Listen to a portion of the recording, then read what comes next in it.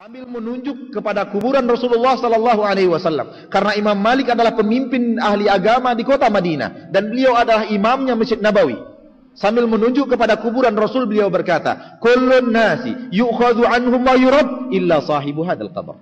Seluruh manusia perkataannya boleh diterima, perkataannya boleh ditolak kecuali yang ada dan terkubur di kuburan ini. Sambil menunjuk ke kuburan Rasul kita yang mulia, Nabi kita Mustafa sallallahu alaihi wasallam.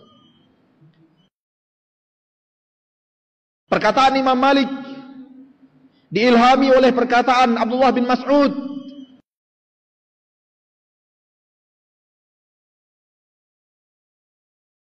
Perkataan Imam Malik diilhami oleh perkataan Abdullah bin Mas'ud radhiyallahu taala anhu. Abdullah bin Mas'ud berkata, "Ayyuhan nas, wahai manusia, ittabi'u, ikuti saja yang telah ada. Ikuti apa yang telah digariskan, laksanakan apa yang telah diterangkan. Itu saja cukup bagi kalian.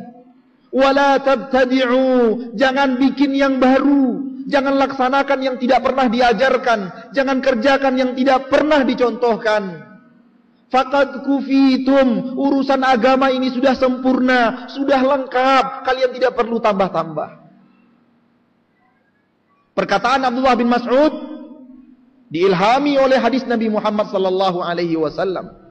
Diriwayatkan dari Aisyah di dalam Sahih Muslim dengan nada dan makna yang sama di dalam Sahih Bukhari dan Muslim. "Man amila amalan laisa alaihi amruna fahuwa rad." Barang siapa yang mengamalkan amalan yang tidak pernah aku perintahkan, aku ajarkan, aku tunjukkan, maka amalan tersebut akan ditolak oleh Allah Subhanahu wa taala. Dari Rasulullah diriwayatkan oleh seorang sahabat bernama Irbad bin Sariyah. Hadis di dalam Sahih Tirmizi, di dalam Sunan Tirmizi, dan hadisnya sahih. "Wa iyyakum wa muhdatsatil umur."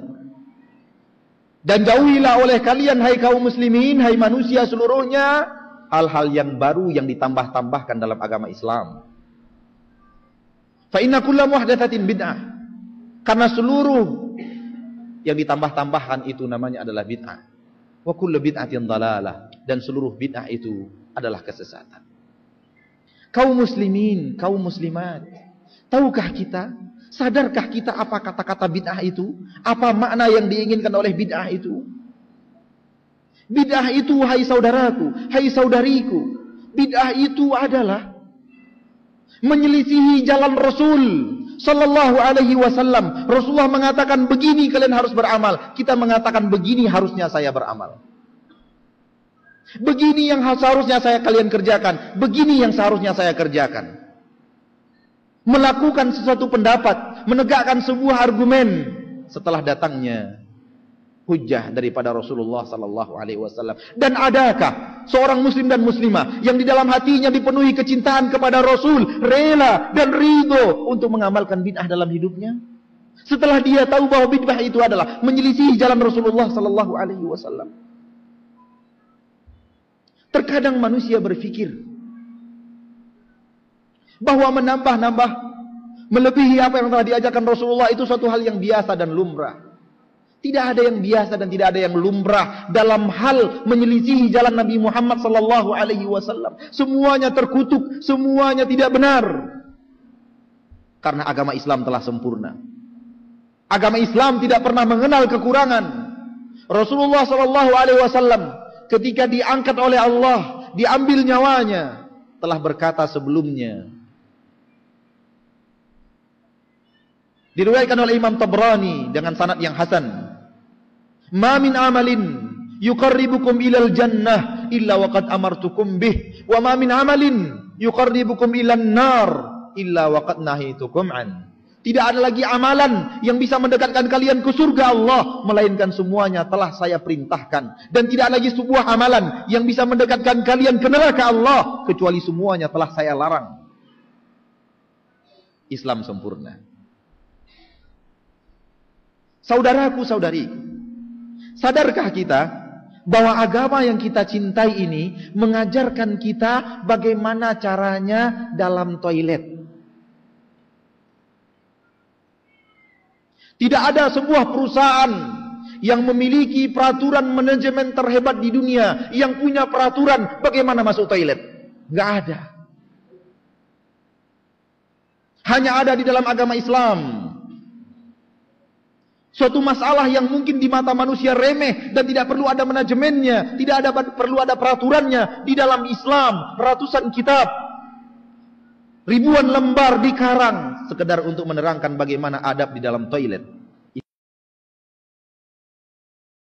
Islam, inilah Islam. Saudaraku, saudariku, sadarkah kita bahwa agama Islam ini yang kita yakini ini mengajarkan kepada kita bagaimana cara memakai sendal? Seluruh perusahaan raksasa dunia dengan seluruh manajemen yang luar biasa tidak akan pernah mengajarkan kepada karyawannya bagaimana cara memasang sendal. Kalau masalah toilet, kalau masalah memasang sendal tidak diabaikan oleh agama Islam, akankah Islam mengabaikan tata cara berzikir? Akankah Islam mengabaikan tata cara sholat?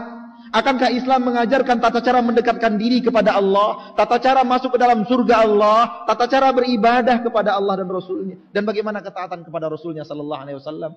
Ini mustahil. Kembali kita kepada apa yang kita katakan, Nabi Muhammad Sallallahu Alaihi Wasallam diutus untuk urusan agama, untuk urusan syariat. Maka jangan pernah membantah bid'ah. Hadis tentang bid'ah, kullu bid'atin dhalalah, jangan pernah bantah dengan sesuatu yang bersifat duniawi. Enggak benar itu kullu bid'atin dhalalah. Kenapa? Karena kalau kullu bid'atin dhalalah kita enggak berarti kita enggak bisa pergi haji naik pesawat. Salah paham. Berarti kita harus naik haji pakai unta saja. Karena kalau sudah naik pesawat bid'ah, seluruh bid'ah sesat. Salah paham. Kalau harus seperti zaman Rasul, nggak boleh ceramah pakai mikrofon. Kenapa nggak boleh pakai mikrofon? Bid'ah mikrofon. Baru. Salah paham. Nabi tidak pernah mengatur apa kendaraan yang akan kita pakai untuk pergi haji. Nggak pernah diatur oleh Nabi Muhammad, karena itu urusan dunia. Soal bagaimana Anda mau datang, apa transportasi Anda, urusan dunia, terserah Anda. Mau pakai unta, mau pakai kuda, mau pakai keledai, terserah Anda.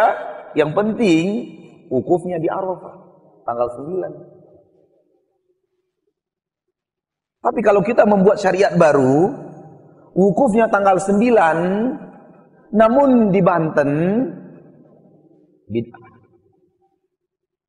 Wukuf tanggal 9 Zulhijjah, tapi di mana? Di Banten. Bid'ah. Karena yang sudah diutak-atik adalah syariat. Ada orang yang wukufnya di Arafah, Masya Allah, sudah benar. Tapi tanggal 5 Ustaz, bid'ah. Ada orang yang wukuf di Arafah Ustaz, dari habis zuhur sampai maghrib, hebat. Kapan? Ketika umroh, bid'ah. Ada orang umroh sekarang pakai program wukuf. Ini wukuf apa lagi? Pergi ramai-ramai ke Arafah, berzikir di sana. Kita wukuf, walaupun tidak sempat haji, maka sekarang saatnya kita berwukuf, bermunajat. Ini adalah Arafah, ini adalah tanah yang dimuliakan oleh Allah. Ini adalah tempat yang dikunjungi para nabi dan para rasul, menangis di sana, berzikir di sana. Bid'ah, Pak, tidak diterima Allah. Soal Anda datang pakai pesawat, pesawatnya bernama Garuda, Lion, Batavia, Singapore Airlines, MAS, Kuwait, Etihad, Emirat, terserah Anda. Yang penting wukufnya di Arafah tanggal 9 Zulhijjah. Karena wukuf di Arafah 9 Zulhijjah syariat.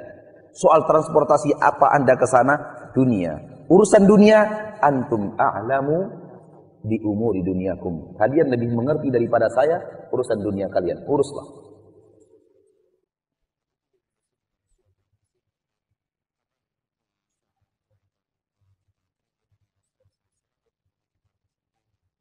Banyak ustadz, maaf wahai para ustadz. Banyak da'i, mohon maaf wahai para da'i. Banyak mubaligh, mohon maaf wahai para mubaligh.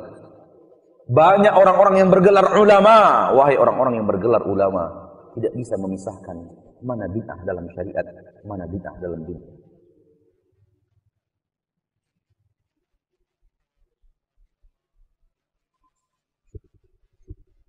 Sehingga mobil dibilang bid'ah, sesat.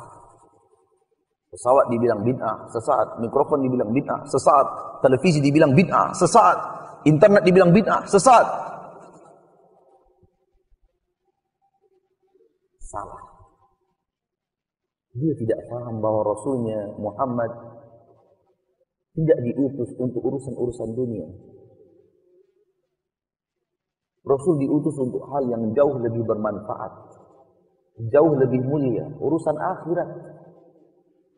Dunia ini akan berakhir. Paling berakhir sampai kita mati, sampai kita wafat.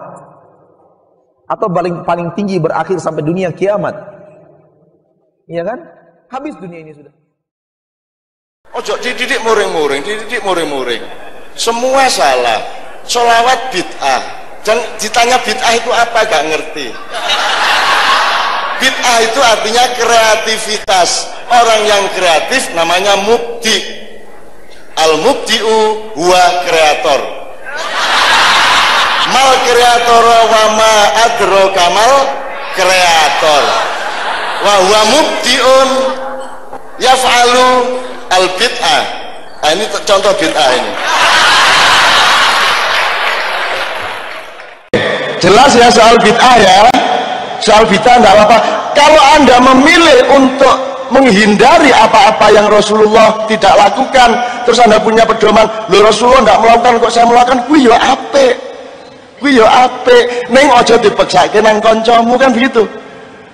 Rasulullah kalau pakai pakaian selalu di atas mata kaki. Maka kamu bikin celana di atas mata kaki, apik kuwi. Ngono lho. Menghemat kain. Nek banjir ora terus apik to kuwi? Itu lho orang masalah. Ning ya wagu kan ngono ya. Ora apa-apa wagu ning mlebu swarga ya to. Saran saya yang ditiru jangan hanya pakaian, tirulah juga cara makannya, tirulah juga luasnya rumahnya. Rasulullah itu kamarnya dengan Siti Aisyah itu panjangnya 4 meter, 80 cm, lebarnya 4 meter, 62 cm. Jadi demi cinta kita kepada Rasulullah, kita bikin perumahan sing luasnya semono-semono. Demi cinta kita kepada Rasulullah, jangan lebih luas sedikit pun. Kalau lebih luas berarti kamu menyakiti hati Rasulullah. Ngono. Tirulah beliau setotal-totalnya, kan begitu. Kalau makan jangan pakai sendok, karena Rasulullah tidak pernah seumur hidup pakai sendok. Suruh ya ora tahu, mesti menganggo driji telu. Mulai saiki jamaah UGM kalau makan pakai 3 jari ya. Engko gawe mie godhog bareng-bareng. Soto nganggo driji telu, ayo ngene lah.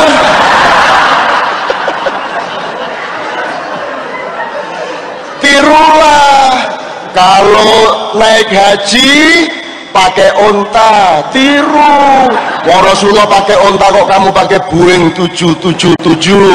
Kamu jangan, kamu pakai onta. Nek ora onta ya ora ya mlaku. Supaya aja mlaku tekan Merak, Ngelangi tekan Bakauni, Labuan, Ngelangi tekan Sri Lanka. Ngono itu baru ittiba Rasul. Ngono. Ojo nganggo motor, gitu, ngelarake atine para nabi. Tidak ada satupun nabi dan rasul yang pernah naik motor. Kalau kamu naik motor, ngelarake atine. Ya, ojo nganggo apa meneh sing rento. HP. Handphone penake ke caca. Gari ngene iso sambung aku biyen ke mata kaji. Lagi iso komunikasi. Saiki mung pulsa 20.000 wah le bagusi. Wah iku sing nesu Nabi Musa. Muangkel kae. Wah aku biyen mobilisir pasukanku diubur-ubur Firaun ki ora ana speaker, ora ana handphone, ora ana email, ora ana apa meneh? Blog, ora ana apa-apa. Dadi aku nganti wetengku lara. Nah, iki dadi ijen play piye iki? Kayaknya sing Bali ya, Bali. Ya, ngerti ya bid'ah ya. Jadi kalau ada orang yang menyuruh Anda melakukan hal-hal yang Anda mengerti itu tidak logis, tolong diantisipasi dengan arif, jangan dengan pertengkaran, jangan dengan marah. Kalau sholawat dilarang, tidak apa-apa, jangan marah. Datang ke rumah beliau, Ustaz, menurut panjenengan saya mireng tadi malam, sholawat itu tidak boleh. Saya sangat menghormati pendapat panjenengan, cuman nyuwun sewu, bagi saya boleh. Itu sholatullah salamullah dulu ya. Nah, para nono main ya toh ora apa-apa. Tapi ngerti ya prinsipnya ya. Jadi sekarang halal ini bunyi musik di sini. Halal ya. Sing ora entuk trawean dimusiki. Azan digameli. Allahu Akbar, Allahu Akbar, dum tak dum tak dum dum dum dum dum dum, asyhadu an la ilaha illallah, dum tak dum tak. Aja entuk kuwi. Seneng banget lho Pak saya.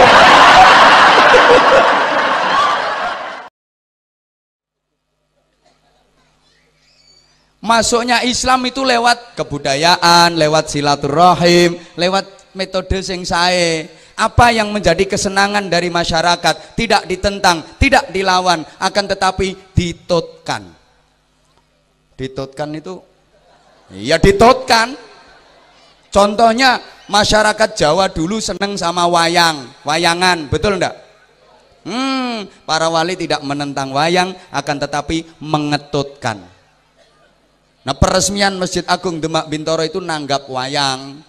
Dalangin jeung Sunan Kalijaga. Mangke lakone wayang niku diisi ajaran agami. Diangen-angen kalih mbah-mbahe kula jenengan wong Jawa biyen. Kok gathuk, mathuk, cocok, cok gali gacok, cocok.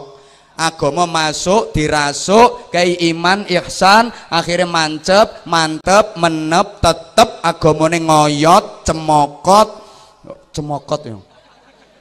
Nggak mudah tergoyahkan.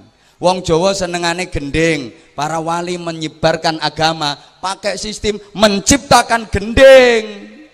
Mula zaman tesik sami apal kathah gending-gending niku karyanipun para wali. Di antarane ana gending judule Ilir. Ilir niku mangke isine ajaran agami. Lah, terus di barengi zikir sholawatan gawe rengeng-rengeng diangen-angen wong Jawa seneng. Gawe gendeng meneh cublek-cublek. Filosofi agama ditanamkan, pakai zikir barengi sholawat gawe rengeng-rengeng seneng. Gawe gendeng meneh seluku-seluku. Lho niku isine ketauhidan, kemantapan keimanan.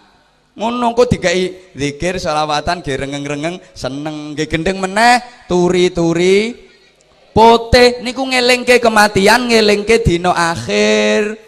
Engko dikai zikir sholawatan rengeng-rengeng. Lah sing gelem pakai metode kayak ini sampai sekarang pun keturunannya ya sregep zikir, ya pinter sholawatan. Contohnya sing ten wingking kula niki. Do sholawatan karo ngeplaki terbang. Ngene iki ana sing ora seneng, mergo nggak mau pakai metode dari para wali itu. Sekarang banyak yang mengatakan, wah sholawat itu bid'ah, maulid nabi itu bid'ah, tahlilan bid'ah, yasinan bid'ah, istighosah bid'ah, macem-macem. Ben sama nek dilokke nyapa sholawatan kadek ngeplaki terbang bid'ah, nyantai bro, jawaban timbang ngeplaki ndasmu. Kanjeng Nabi masuk Madinah disambut tola al badru alaina, kalau ditabui terbang Kanjeng Nabi senyum mesem bahagia. Loh, andaikan itu haram tentu sudah dilarang, Kanjeng Nabi ndak mau, tapi buktinya Kanjeng Nabi nggih kersa, malah Kanjeng Nabi bingah. Lho ngono kok saiki ngarane bid'ah apa gak kesleo to wong ngono iku? Halo? Halo? Maka saya itu sempat berpikir sekarang ada perubahan, ada pergeseran. Kalau para ulama dulu berupaya bagaimana masyarakat yang masih kafir itu menjadi Islam, mengislamkan yang masih kafir. Lah saiki lho lagi belajar tobat ke ingi sore udah berani ngafir-ngafirke sing wis Islam. Didik-didik kafir, didik-didik kafir, sedikit-dikit kafir, sesat, neraka, yang surga cuman kelompoknya mereka. Iku biasanya yo kelompok sing lagi golek anggota. Nah aku lak mikir ta, lha nek kabeh neraka sing swarga ming alirane dekne, padahal alirane dekne ku mun pirang lonjor. Yo mung sithik. Lah mongko swarga niku arduhas samawati wal ard, seluas langit dan bumi. Ombone ra karuan. Lah sing mlebu swarga ming kelompoke dekne gak yo kambanen swarga. Malah loro kabeh engko playon. Ayo swarga dirasake bareng-bareng, yen wonten sedereke piyambak sing kira-kira dalane keliru nggo diemutke sareng-sareng. Ngoten lak genah to, ngemutke kaya ngene iki, kiai ngaji kok ngisore bocah cilik teng kriek ngene iki kan ya salah keliru. Mestine ngemutke panitiane ya kudu pengertian. Jajal takokke guru-guru kuwi, tepak mulang lha nang ngisore ana bocah kemriyek ngono mulangno kelas, gurune iso mulang napa mboten? Aku ki ya wong padha wae. Tapi ya ora maido wong anake wong jagong. Yes. Terus kae mboten. Bocah cilik-cilik iki dijumputi sik.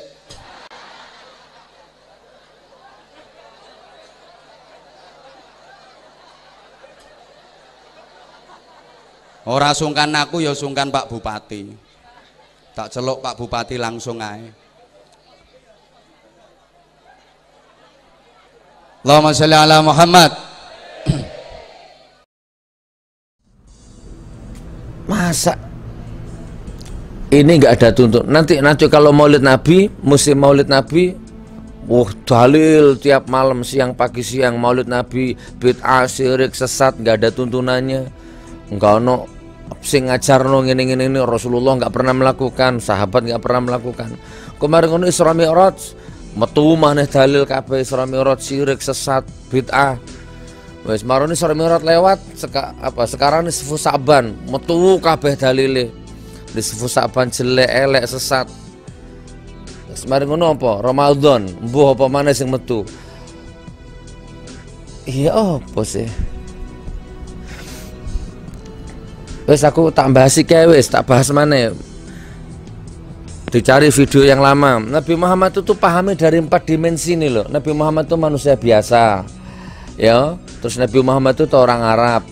Nabi Muhammad itu seorang rasul, nabi. Nabi Muhammad itu cara ibadahnya bagaimana? 4 ini pahami. Ojo rasule tok sing di apa yang tidak dilakukan Rasul, apa yang tidak dilakukan Nabi, apa yang tidak ada tuntunannya, bid'ah, syirik, sesat.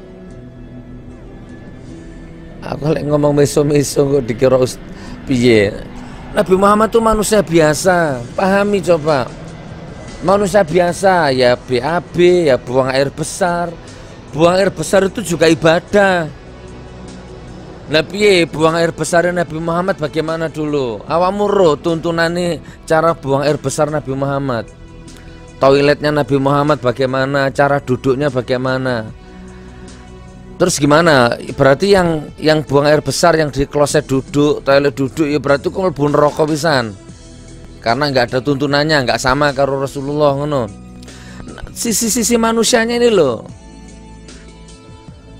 Yo ilang rahmatan lil alamin lek ngene iki carane Indonesia iki. Tak ya opo. Nabi Muhammad kalau tidur bagaimana? Tampilkan ini sisi manusianya ini. Ojo kola Rasulullah tok ae. Sisi manusianya itu perlu. Nabi Muhammad kalau tidur bagaimana? Posisi tidurnya bagaimana? tebal bantalnya berapa. Karena tidur itu juga ibadah. Lah saiki turumu ya apa, micakmu ya apa? Lewatmu turu gimana? Apa sudah madepi apa seperti Rasulullah? Bantalmu apa seperti Rasulullah? Tebal kasurmu apa sudah seperti Rasulullah? Itu juga ada tuh. Itu kan juga harus ditiru berarti. Jangan puasa nggak ada tuntunannya, moco yasin nggak ada tuntunannya. Iki syirik, iki musyrik, iki bid'ah, iki sesat. Aku kudu emosi tok lek ngomong iki wis ren. Tapi aku wis mari sering lah ngetono video bloko sutowan niku. Iku lho. Woi, seakan wong awam iku gimana ini Gus, baca Yasin nggak boleh katanya, nggak ada tuntunannya. Puasa nisfu Sa'ban nggak boleh katanya, nggak ada tuntunannya. Wocon rek Yasin niku rek, ping 1000 gak masalah. Poso masih gak ada tuntunannya niat atau poso sunnah, menahan hawa nafsu, latihan gak popo rek. Bid'ah. Aku tuh meso ya aku lagi ngene iki wisan yo. Selama tidak merendahkan martabatmu sebagai manusia, selama tidak membatalkan syahadatmu, lakonono kabeh. Selama tidak membatalkan syahadatmu, maca Yasin ping 1000. Batal enggak syahadatmu? Enggak. Wis bocon. Puasa mau berapa? Mau berapa bulan? Mau ngebleng kok Nabi Daud atau ngebleng atau apa? Batal enggak syahadatmu? Rendah gak martabatmu sebagai manusia? Enggak. Wis poso. Ngono lho, wilayah-wilayah muamalah itu gak masalah rek. Sisi manusia. Yang kedua, lihatlah Nabi Muhammad itu sebagai orang Arab. Wis cetok ya tadi ya, manusia biasa cetok ya, BAB-nya bagaimana, tidurnya bagaimana, tempat tidurnya, spring bednya, ukuran kamarnya, tebal bantalnya, posisi tidurnya bagaimana. Kalau mau plek kayak buku panduan ngono lho, lawamu tuku mobil, tuku handphone ada buku panduannya. Kalau itu mau plek hidupmu seperti Rasulullah, itu juga kamu lakukan.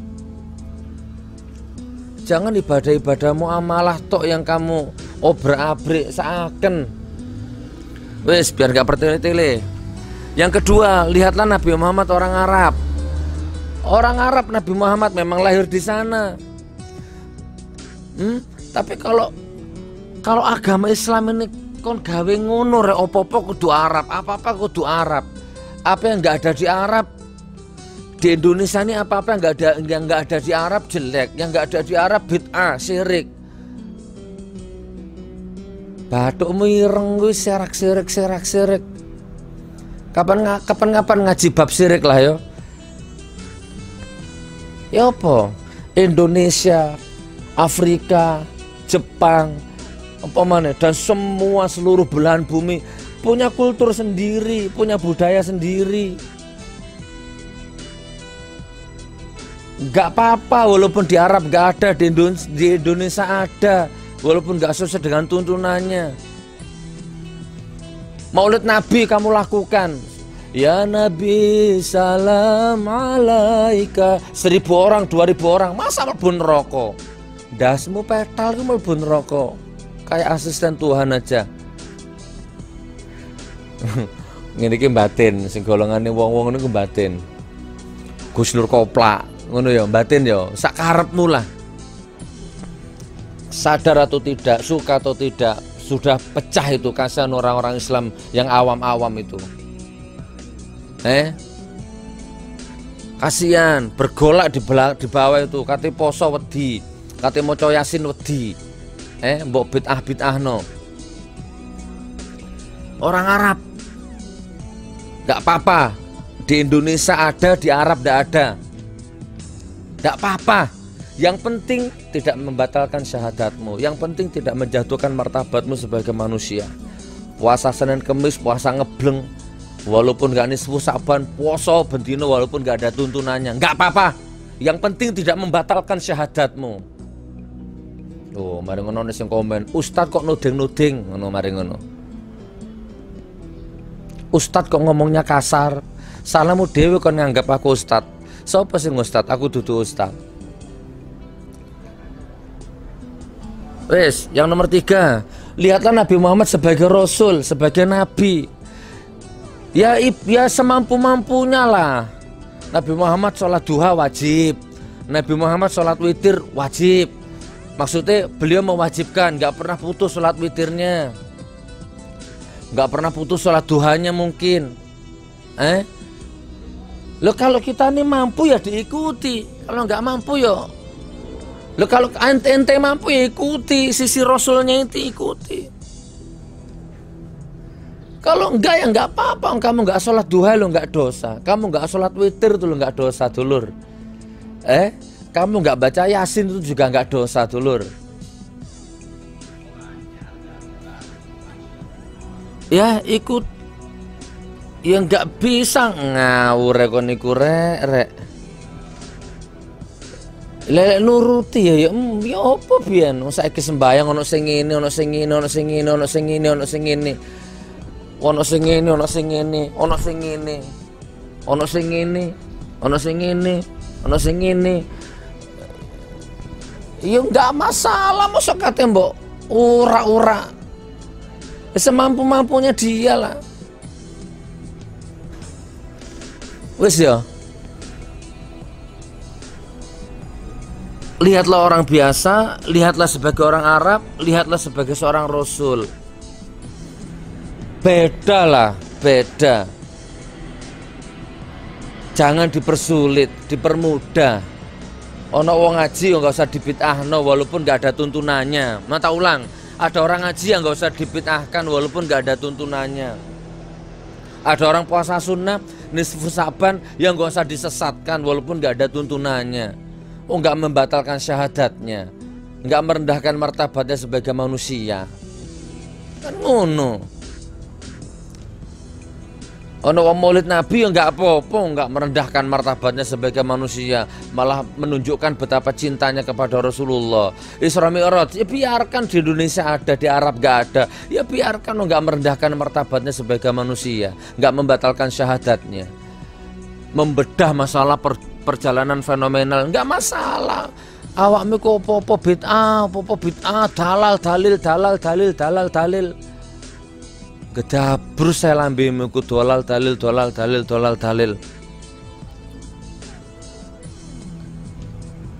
Dalil yang kamu baca nggak salah, cara kamu mengaplikasikan ke umat aja yang belum tentu benar.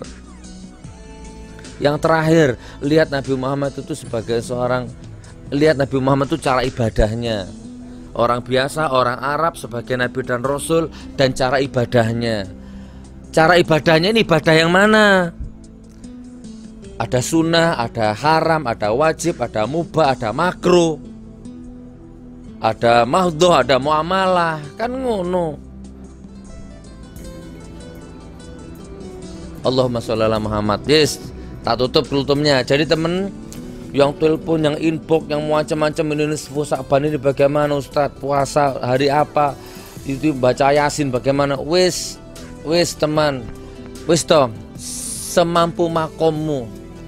Kalau omongannya Ustadz gak masuk di logikamu, gak masuk di pikiranmu, wis gak usah dilebokno. Masuk bathuk ireng, masuk jenggote dawa, wis gak usah dilebokno. Madhep mantep nang atimu dhewe. Ya baca Yasin dilarang misalnya, tapi awakmu yakin ngaji yo rek. Ping 3, ping 4 tawasul macam boh diterima bah ora, bah bid'ah, bah sihir, syirik, musyrik. Wis apa jari dheke? Awakmu madhep mantep po hubunganmu karo Gusti Allah. Wis cetha ya teman yo. Cetha. Alhamdulillah. Monggo dilungkas poso rek. Wis fokus nang ibadah puasa. Iku wingi ana sing ngomong, puasa tutup semua warung. Tutup dasmu, tutup. Awakmu ku janre wis tah ya apa to ya? Kalau kamu puasa, kamu hargai orang lain, jangan kamu yang gila penghargaan. Hargai orang berpuasa. Aduh, kok merantak nang dinding kok malah niki ya. Lek aku rek, bah warung buka seluruh dunia nggak masalah. Aku poso kok. Bah ono cewek muda nang ngarepku muda. Aku puasa, aku muslim. Aku nggak akan tergoda dengan auratmu. Ngono wayahe. Ojo warung buka wedi. Wong wedok muda wedi. hargai orang puasa. Alah, mbok pikir apa kabeh wong kudu poso? Ada supir, ada musafir, ada orang perempuan yang datang bulan. Warung mbok kon tutup iku karepmu piye? Utekmu iku piye? Utek dalil yang ngono kuwi. Wis temen, seakan saya nyuting kekeselen. Wis cernan sing ngendi sing apik dijipuk. Yo sing elek buaken. Aku sengaja nggak maca dalil, wis kakean dalil wisan. Aku males maca dalil, terserah kamu pikir aku ini terserah. Wah, tase awakmu kok.